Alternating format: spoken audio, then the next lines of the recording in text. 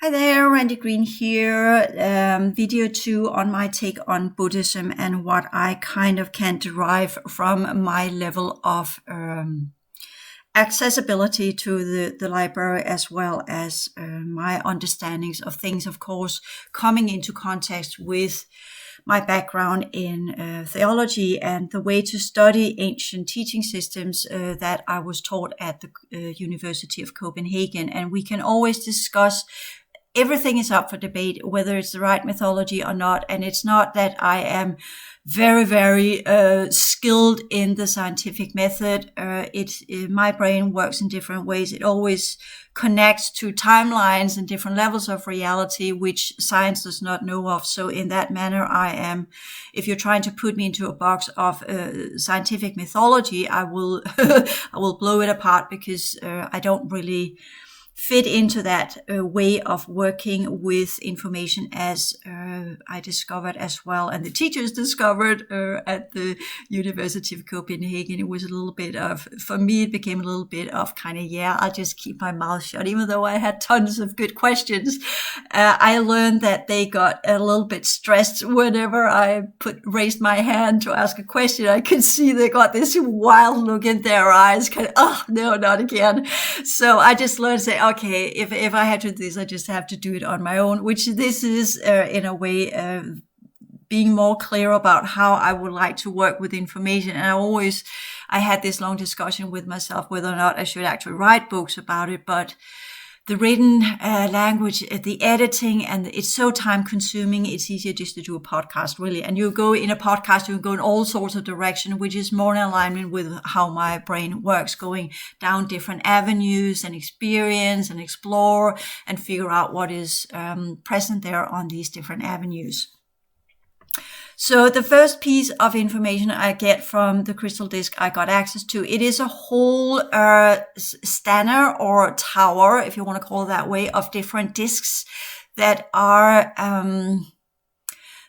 into that tower of information in the library that concerns Buddhism. And there are different rows, different sections. So it's just kind of just pick one out so let's start with the beginning. And the beginning is kind of what's the purpose of Buddhism, as kind of what's the purpose of why did it come into play? And that's, for me, I'm very purpose and function oriented more than, even though I'm also all about psychology, but as you will, those of you who are following further with my ideas, you will see that I am constantly pulling it into what's the function, what's the purpose, what's the sciences, what's the engineering.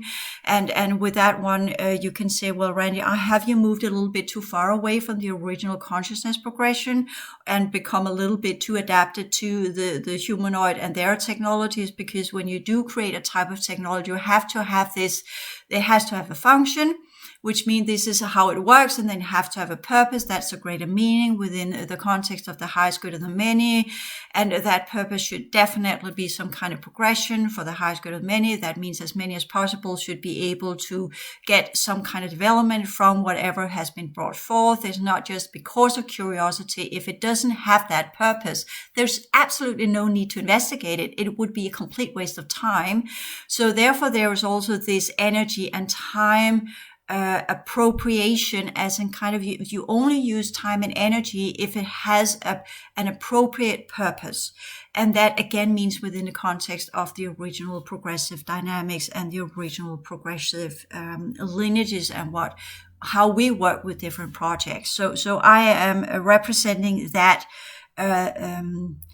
feature as well, so because it's deeply ingrained in my entire being to work that way because of the first many rounds of universal cycles I have traversed through and worked in that manner. So the moment I got in contact with my original template and the original consciousness layers, which I've just got a little tiny bit of, I barely scratched any little hole in that level of information that is part of me.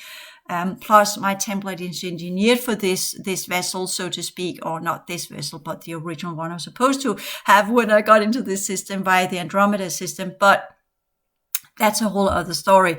But whatever it is, there are, when we talk about consciousness potentials and consciousness units, each unit is holographic. That means that if you only have one viable consciousness unit, that in itself can, all depending on how far you got in the different levels of the pillar project of the original templates of our system, contains an enormous amount of information, because if you put it in that one unit into a specific timeline, it will expand via the original holographic features it holds.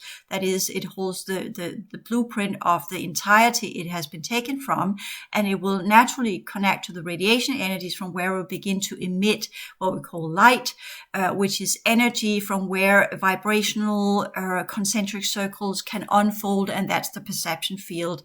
And once the human brain has got adapted to that level of understanding, then that is very close to, as close as we can get within this physical form, to be able to access the different timelines and the information on the timelines. But we have to have consciousness units that actively can connect to these levels, because everything is in the progressive worlds are connected via consciousness, including our technologies.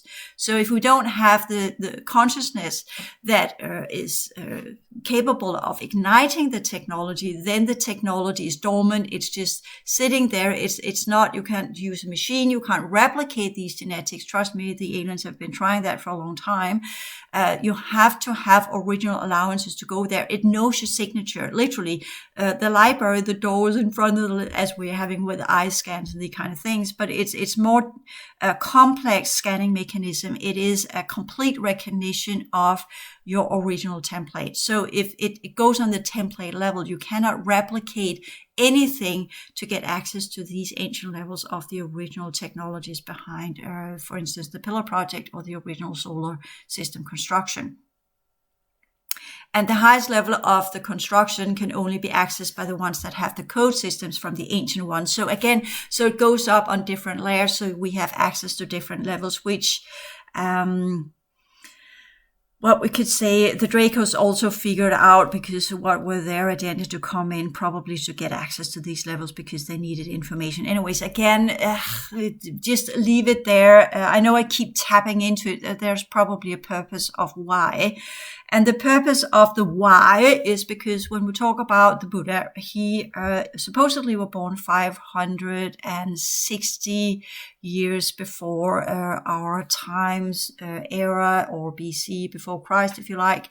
And we can always discuss whether or not that's true. We can always discuss what time it actually was, because we recall that the original, we have the Gregorian calendar, we have the Julian calendar, we have different calendars, and the Christians changed the original Jewish calendar, and our calendar has been reset several times, and we don't really know what year we are technically in, if you ask me.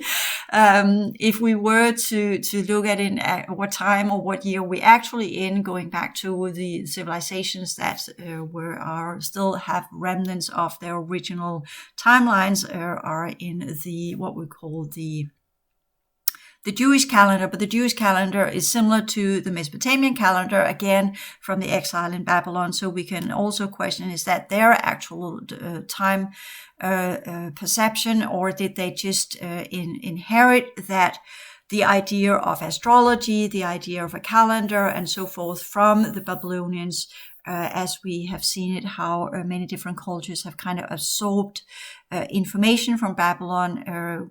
If we talk about, for instance, astrology, we know that's one of the things that the Babylonians came up with. But we also have Egyptian astrology that is similar, but even though it has differences, as we see it depicted in the Temple of Dendera. So there are these different levels. Again, when we talk about ancient cultures, it's not a simple unraveling piece of work. So the first disc I have got access to, we talk about Buddhism. The first thing that springs to mind is that it is of the group that is behind. They are not represented in our reality anymore. I call them the White Elder Syrians, and they are reptile mammal of what we call the Elder Strand, or the lineages that are this gets complicated because I'm actually accessing new levels of information here. I'm trying to point where do they fit into our star map and our universal map. And this is again where we have these, where does this white rhaptoid mammal race belongs? They do belong in the Sirian system.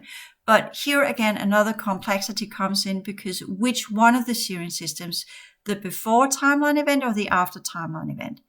And when I talk about the white elder lineages, they are typically before the timeline event, but we are all affected by it. So it's not that they are non-affected. And many of the teachings that were brought here in my perception and in my understanding and what I recall are all different teaching systems that have as a main purpose to try and undo the effects of the timeline event. So that's important to keep in mind because that got us stuck in this universal sector and put us under quarantine. So the whole goal has been, okay, awakening means to complete the effects of the timeline event, to undo the genetic fragmentation, to get ourselves back on track of what we truly were, and to recall our original consciousness potentials, whether we are under the solar wishes or we are under the true human councils. And with that, be able to access the original gate systems from where we can leave this reality field and go beyond the quarantine. And I know we can say that in 16 and after that, with the destruction or the falling apart, because that's what it was, of the interactive simulation program that were part of the quarantine as well as part of the hijacking programs, all of that technology began to fall apart. And with that, the astral barrier and the old version of the frequency fence, which are technically the quarantine level, which are the astral plane and the mental plane. They are part of the quarantine layers that have kept us stuck here. So whenever people got to that layer, they would just get lost in these distortion fields because they were part of the buffer of around our solar system. So nobody would breach that and get into the original levels of understanding. If they did get further than that, they would go into the artificial, from the psychological level into what we call the subconscious level, into the astral plane or the distortion fields that are part of the astral barrier and the programs there. And if by some luck people would get further than that, then they would get into the artificial fourth dimension with whatever that is part of there. And the mental field would go from the different sciences and belief systems and conceptions of reality, and then going into the distortion fields of the mental plane, which would then go into the high levels of the frequency fence, which if were breached would go into the artificial fifth dimension, which are talked about in the beta material as the monastic level. That is the higher level of mind, again following some of the ancient Hindu teaching systems, where you go with you have the astral plane, and then you go into the Buddhi plane, and you go into, from there you connect the Buddhi plane with the monastic plane, and with this combination you go into the Atma, and from there you go into the causal plane and all the way up. Don't blame me if I can't recall it completely, because these have always just been a little bit, that's just Hindu terminology put into esoteric teaching systems. And do they really understand what's actually talked about here? Because that's the information that comes from the priestly lineages of the Brahims and their ancient teachings that dates back to the time of Atlantis, and some of the ones that left Atlantis and got reseeded in India after the fall of Atlantis.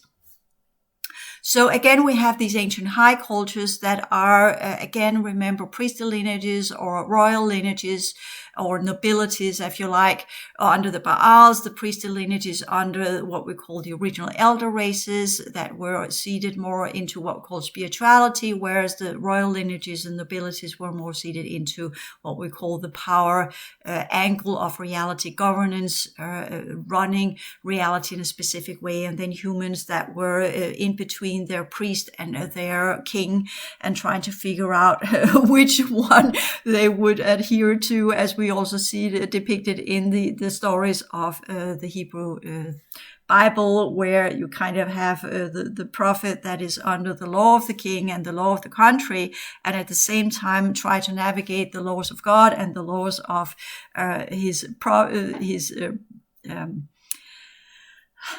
or her, there are females as well, function within reality that goes under the divine law. So you have the sacral laws, and you have the I forgot what's called in English, the governance, the law of the country. And those of us who are doing this work, we will see ourselves in the same schism. So that's also important, the inner information, the outer information, as I call it, the outer reality and the inner reality. And these two works on different sets of laws, as we see it in the Gospels as well, where you have the law of God and the path of God, which we've seen depicted in the Torah under the Jews, where you have these different build-up, and then you have the law of the kings, which you can either adhere to, or you can say, well, I play by the laws of the king, but the only true rule of me is God and his laws, and these are the laws of heaven and the laws of the kingdoms and the laws of the true realities from where we originate, to put it in a different context and put it in a different wording, so it doesn't feel so divinely determined as emanating from God and what have you, even though that is not what the Hebrews talk about. But they are within a covenant with their God, and they are getting prosperous. They are getting their positive side effects because of their affiliation with that specific God, whether it's a town God or a country God or a God for a specific people, which the Jews have. They have a God for their people.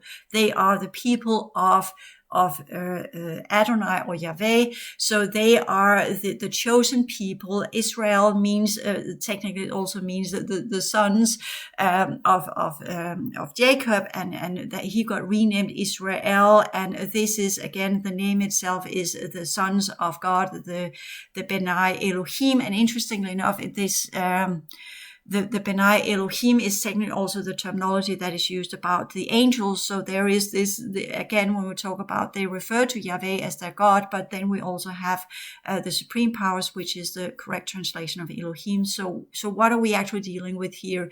And this is some of the cognitive dissonance there is built into the Old Testament itself. We have the groups, the teachings that follows the Elohim and it goes with the Noah story, that goes with Mesopotamia. And we have, again, with the Egyptian lineages, that goes with the story of Moses and his law making, that goes with the Ten Commandments.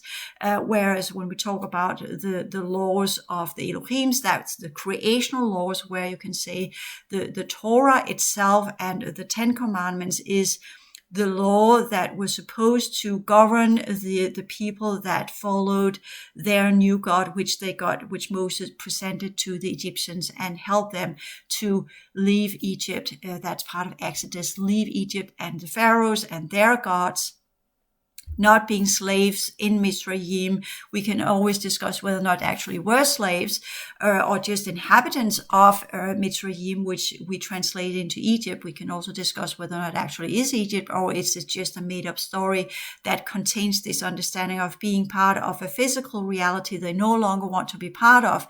And in that, Moses get the burning bush moment where he gets acquainted with this new God, and he takes this teachings to that group he belongs to, along with Aaron. Moses is not the talkative one. Aaron is the technical one that explains these deeper teachings that Moses gets downloaded, to use a different expression.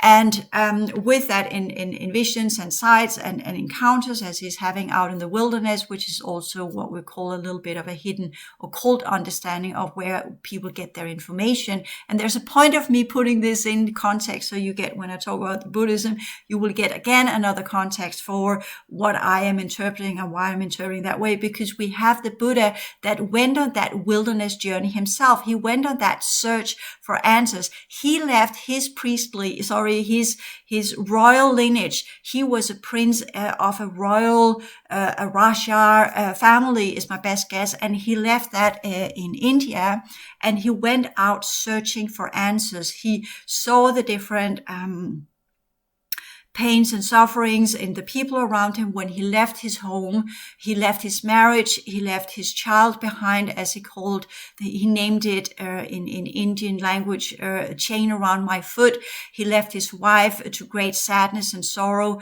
because he wanted to figure out why there was pain, why there was suffering, why there was disease, why there was old age, why there was all of these sadnesses in our reality, which those of us who are doing this work are looking as well and saying, why is this all this pain and suffering out there? And that was the physical representation of it. And he wanted to find the background information of why is it that way? Why is there all this pain and suffering? And why is people that's supposed to be living in a land of gods and governed by the gods, why are they suffering? Is it just karma, or is it something else? What are the rules? What are the laws behind this? Why does humans live this way if they were supposed to be protected by the gods they are worshipping and are appeasing, which we know the Hindu culture has a lot of rituals that are supposed to give and grant them prosperity and grant them a prosperous life, so to speak, as we're seeing similarly in the Hebrew culture. This whole, not that they are worshipping in the same way as the Hindus, absolutely not. That must not be misunderstood.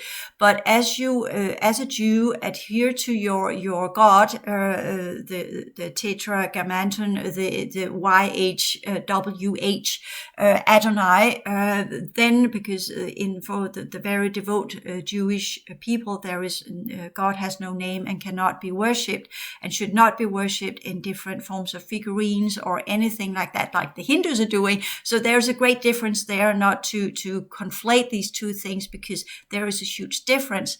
But they adhere to, the Jews adhere to their God via the Torah, or the path of God that goes for the righteous ones that are following the laws of God, but at the same time are also living by the laws of the royalties, the Jewish lineages, the kingly lineages, if you want to put it this way, and the priestly lineages, and they are following the path of the priestly lineages and the laws of God as was given by the commandments as from Moses, but at the same time are also adhering to the covenant that Noah made, that Mesopotamian level that made with Elohim. So in a way we can say they have been trying to build a bridge between the supreme powers of the hosts of the surrounding the divine figure that we find in the book of Genesis, where we actually have a God that are surrounded by angels, and the Egyptian way of interpreting things, and the God that came forth for Moses, that individual God that came forth for Moses in the burning bush, and drew Moses to the mountain, where he climbed the mountain, whether it's Horeb or Sinai mountain. We can always discuss that one. Nobody really knows, but he was on some kind of mountain where he was covered in clouds and great thunder and lightning and what have you. And he came out with 10 commandments that were on a material that is not stone, even though it's often translated as such, because how could Moses carry 10 granite stones down on his shoulder? He was an old man, right? So they were made of something else. Plus they could be put into that covenant, that ark, that were made of a specific type of material that were protecting these commandments and what they were made of, even though he smashed them in anger. But the question is, did he actually smash them, or is it just for the dramatic part of the story to show that the people that had joined him were still adhering to the old worshipping of the bull, and the Egyptians had different gods. One of them were the cow or the bull in different depictions. Hathor, for instance, she is this cow goddess. So that is all futility. And they were dancing around the bull or the gold calf to show their allegiance to the old gods, because things were not going so well in the wilderness. And by that, they thought that if they appeased their original gods, then perhaps they would have a little bit more luck on their journey. Anyway, so Moses got a little bit pissed by that, because his new God were telling him that if you want to go this way, if you want to get under my protection and be my people and get the teachings and the path into Jerusalem or out of here, you have to follow my commandments and my way of living, my principles of this is how you govern your life as part of the path I am showing you. And when we talk about the Torah or the path, we are having that same idea and concept in Buddhism, where we talk about the path of liberation. So it goes both. You see how this kind of easily gets together. Even though we do read the ancient or the Old Hebrew Testament, we would say, well, the whole kind of going into the heavenly Jerusalem, some Jews say, well, they don't believe in that. And that is it because they are not of the Aaronitic lineages, or is it because they are a part of, because we have the Sadducees and the Pharisees that are two different priestly lineages, where one actually believes in some sort of the afterlife, because when we look in the book of Genesis, we actually have the heavens, right? We have 7 heavens, and Adam and Eve were expelled from one of the heavens and were brought to earth. So the Torah is to get back into that heavenly state, becoming part of that host, the body of the heavens and the different hosts that are in the 7 heavens, and take their rightful place as the original version of Adam and Eve that were in their image of God. So that is an afterlife. But the question is, what type of afterlife, right? And then there are other lineages within the older Hebrew material that kind of says, yeah, there's this life and nothing else. But you can go into the Gehenna or the underworld as well. So we also have that underworld, overworld depiction in the old Jewish teaching systems, which is not clear in the Bible. These are some of the rabbinic teachings that are more going to this, or if you read some of the texts that did not become part of the Hebrew Bible, such as the book of Enoch and some of these other informations that have been put out there. Enoch is one of the ones we know best when we talk about the Watchers and the Nephilim and the angelic hosts and the whole warring situation, the 7 heavens and what that means. But St. Paul referred to the 7 heavens as well, because he was also a mystic. So he had studied some of the old mysticism of his people. Okay, so that's a whole other story. But again, it goes with these different layers, and I can use that as an analogy and an explanative background for what I am here trying to, because it will be within what I know in the context of what I know, and I will draw similarities to that. So when we talk about the originators of the, I've talked about, we have the Hyksos and the Altarian, because it goes with the constellation of Altair. When we talk about the Hyksos lineages that were part of the avian mammal races that were the Egyptian lineage of the Jewish people. And then we have and part of Aaronites, but Aaron, he is technically a reptile mammal, whereas Moses is 4th cycle, Aaron is 5th cycle. So we have this going from the 4th cycle into the 5th cycle, because the Jewish people in Egypt, and Egypt was 4th cycle. So it's all about getting to the 5th cycle. We have when we talk about the Baal and the Mesopotamian, the Noah story that is very, very close to the Babylonian accounts of the same story, going with, just go there, look it up on the internet. And we have that whole, the Elohim story that is mainly in the book of Genesis. And then it just waters into what we call more the Yahweh priestly lineages and their interpretation of the 10 Commandments and Moses and these kind of things, and they are braided together. And Yahweh does not only become the God of Moses, he also get this, as they get conflated later on in the 3rd book of the Old Testament, he then becomes Yahweh Elohim. So he gets both features. As we're seeing it when we talk about the Mesopotamian gods, we have the original Anunnaki, which later on were conflated and taken out and were taken over by Marduk, which were a Baal of a different origin. So whenever there is a shift in the godly hierarchy, so to speak, and that's the different alien factions, these are different groupings of races that are part of our reality field. And the same goes with when we look into Buddhism. We are having different groups of races. So we're focusing here on the original mammal reptile elder strand groups of white Syrians that are specific. They are more reptoids than mammals, which is interesting. I know how they look. But it's no point in trying to put that into some context whatsoever. They have left in the Tibetan Buddhism, some of these original rhabdoid types of technologically enhanced genetics that are typically inserted into a human that becomes a priest. These are part of the technologies that are inserted by the aliens into the human prospect that then becomes a speaker for these different alien groups. I know this is not what people would like to hear, but these TGs have a tendency to develop themselves into what we could call a type of elemental being, quite large actually in the artificial fourth dimension. And these are part of, that's another branch of it that's part of Tibetan Buddhism. So even though we have the Dalai Lama lineages, they are a subsection of the original rhabdoid mammal races, where you can say the Tibetan groups are more mammal oriented. They have a slight infusion of avians as well, which is interesting. Whereas the original factions behind the Buddha were more rhabdoid, not reptilian, but rhabdoid. Because when we talk about the humanoids and we get outside our reality field, they do not have reptilian features. That's part of their regression.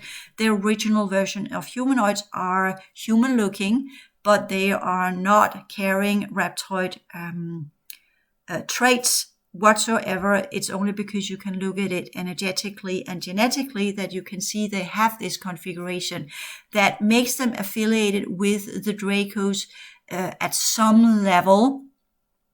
But it is from a different parallel system of rhabdoid mammal races, whereas when we talk about the Dracos, they are of another group of people that came from some of the original first sectors that were created inside our universal structure, whereas the rhabdoid mammals under the Syrians, the white Syrian lineages, they were from a parallel system that came here and worked here before the timeline event, but I would say on a project on their own. This is why Buddhism often seems so dissimilar to many of us, because the energy system that is proposed there is different than the energy system we find in the Aryan Shiva lineages and the Brahim teachings that goes with the chakra system. And that's a whole other discussion in itself.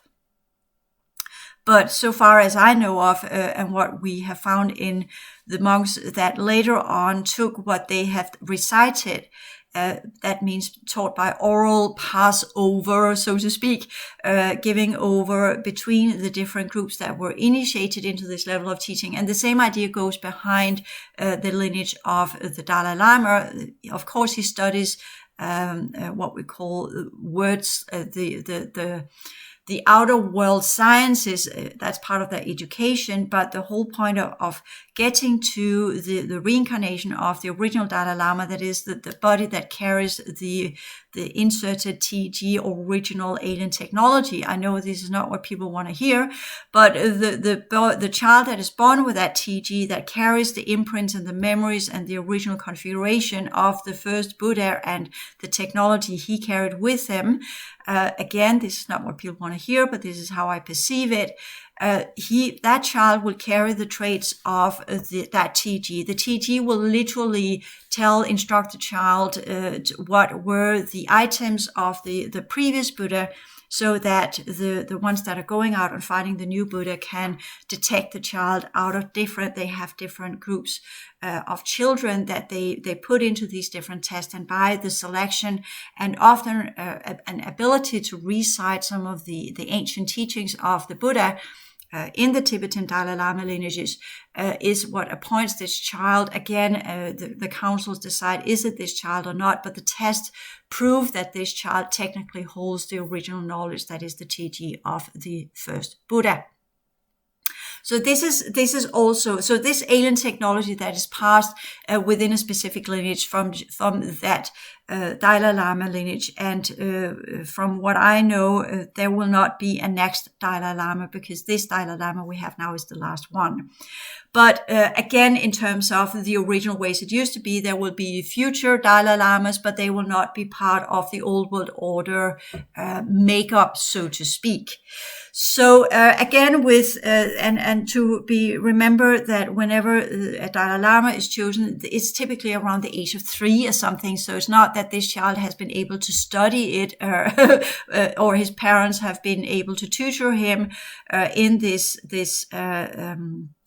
type of sciences. And I actually think the current Dalai Lama has said somewhere that if this technology is supposed to, he's not saying technology, but if he is to be reborn, that's how he says it.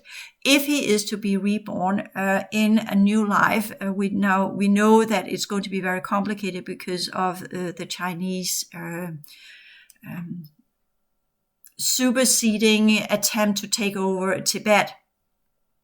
He has said that he will probably reincarnate as a female in the West. Just so you kind of get that one. So that is also giving indications of, yeah, we are kind of not doing Tibet anymore, because next time the Chinese factions and the Chinese empire will probably be way too much in over the original lineages, and therefore we, as many others, are migrating to the Northern Hemisphere that would carry the 5th cycle technologies and sciences and evolutionary continuation of the population on our planet. And I'm here talking into a distant future. And this, of course, comes from the natural dynamics of the climate changes, which you, without greater difficulty, can envision that the Southern Hemisphere will probably sometime in the future be way too hot for any human to exist there, and there will be migrations from the Southern Hemisphere to the Northern Hemisphere, and that will, of course, open up new questions. But in terms of that, the whole North Pole and all of that area, the ice will melt, and including Antarctica, there might be new living areas that will be inhabited there as well. Anyways, that's another discussion, because we also have the weakening of the magnetic field that is also a huge player in the climate changes. Okay. So aside from what we are doing, because definitely we are not helping anything with our overuse of materialistic resources on our planet, just to put that one in as well. So continuing in the next video. Thank you.